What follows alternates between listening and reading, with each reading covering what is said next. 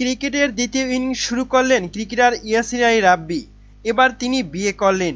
এর আগে অনেকেই বিয়ে করেছেন ক্রিকেটের ফর্মে থাকা অবস্থায়, কিন্তু অফ ফর্মে থাকা ইয়াসিন আলী রাব্বি এবার বিয়ে করলেন।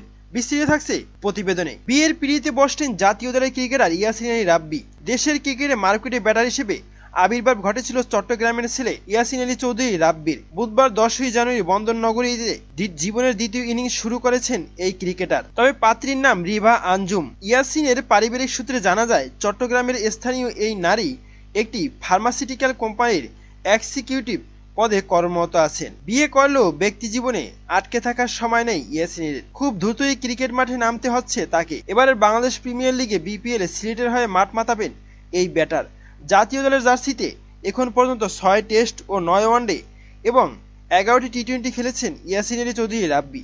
টেস্টে একটি 50 সুবাদে রান করেছেন 205, ওয়ানডেতে তার রান 102 আর টি-20তে পেয়েছেন 128 রান।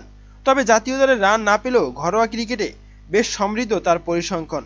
নতুন করে জাতীয় দলে ফিরে আসতে এটাই হয়তো প্রেরণা দেবে ইয়াসিনকে।